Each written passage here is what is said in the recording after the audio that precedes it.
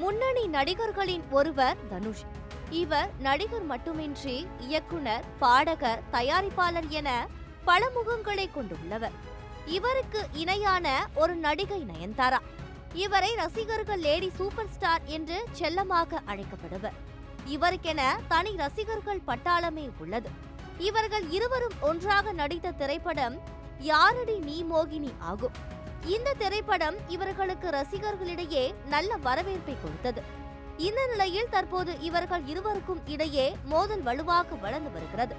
இது மட்டுமின்றி தற்போது இவர்களை பற்றித்தான் சமூக வலைதளங்களிலும் பெரும் பேசு பொருளாகத்தான் இருக்கிறது. அதாவது நடிகை நயன்தாரா தன்னுடைய திருமணத்தையும் திரை வாழ்க்கையையும் ஆவணப்படமாக எடுத்து அதை நெட்ஃபிளிக்ஸில் ரீல்ஸ் செய்திருந்தார். நயன்தாரா ஃபியான் தி ஃபேரிடல் என்கிற பெயரில் இந்த ஆவணப்படம் ரிலீஸ் ஆகி இருந்தது.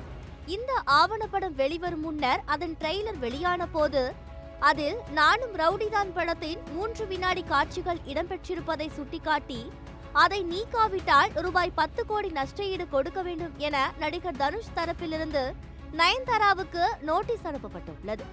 தங்களிடம் உரிய அனுமதி வாங்காமல் அந்த வீடியோ காட்சியை பயன்படுத்தி இருப்பதால் தனுஷ் இந்த நடவடிக்கையை மேற்கொண்டிருந்தார். இதனால் கொந்தளித்த நயன்தாரா நடிகர் தனுஷை தாக்கி 3 பக்கத்திற்கு அறிக்கை வெளியிட்டார்.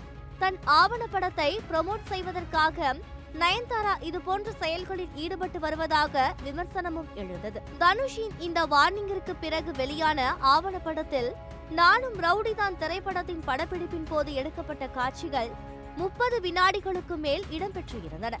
இதை பார்த்த ரசிகர்கள் தனுஷிடம் அனுமதி வாங்கித்தான் இந்த காட்சிகளை நயன்தாரா தன் ஆவணப்படத்தில் வைத்தாரா என கேள்வி எழுப்பி வந்தனர். ரசிகர்கள் சந்தேகித்ததை போல் தனுஷிடம் எந்தவித அனுமதியும் வாங்காமல் தான் அந்த காட்சியை ஆவணப்படத்தில் வைத்திருக்கிறார் நயன்தாரா. இதனைத் தொடர்ந்து தற்போது தனுஷ் வழக்கின் மூலம் வெளிச்சத்துக்கு வந்துள்ளது. தன்னிடம் அனுமதி வாங்காமல் வீடியோவை பயன்படுத்தி இருப்பதாக தனுஷின் ஒண்டர்பார் நிறுவனம் அந்த மனுவில் குறிப்பிட்டுள்ளது. இந்த வழக்கை விசாரித்த நீதிபதி இது தொடர்பாக விக்னேஷ் சிவன், நயன்தாரா மற்றும் நெட்ஃபிளிக்ஸ் நிறுவனம் பதிலளிக்க உத்தரவிட்டு உள்ளனர். தனுஷின் எச்சரிக்கையும் மீறி நயன்தாரா அந்த வீடியோவை பயன்படுத்தி இருப்பதால் அவர் நஷ்ட ஈடு கொடுக்கவும் வாய்ப்புள்ளதாக தெரிகிறது. நயன்தாராவின் அறிக்கைக்கு இதுவரை எந்தவித பதிலும் அளிக்காமல் உள்ள தனுஷ் நேரடியாக ஆக்ஷனில் இறங்கியிருப்பதால் இந்த விவகாரம் மீண்டும் சூடுபிடித்துள்ளது. இதற்கிடையே நடிகர் தனுஷ் மற்றும் ரஜினி மகள் ஐஸ்வர்யா இருவரும் 18 வருடங்கள் ஒன்றாக வாழ்ந்து வந்த நிலையில் கடந்த 2022 ஜனவரி 17 தாங்கள் பிரிந்துவிட்டதாக அறிவித்தனர். இந்த தகவல் ரசிகர்களுக்கு பெரிய அதிர்ச்சியை ஏற்படுத்தியது. அதைத் தொடர்ந்து சில காலம் அவர்கள் சட்டப்படி விவாகரத்து வழக்கை பதிவு செய்யாமல் இருந்ததால் அவர்கள் மீண்டும் ஒன்று சேர வாய்ப்பிருக்கிறதா எதிர்பார்க்கப்பட்டது. இந்த நிலையில் சமீபத்தில் விவாகரத்து வழக்கு பதிவு செய்து அதற்காக தனுஷ் மற்றும் ஐஸ்வர்யா இருவரும் குடும்ப நீதிமன்றத்தில் ஆஜரானார்கள்.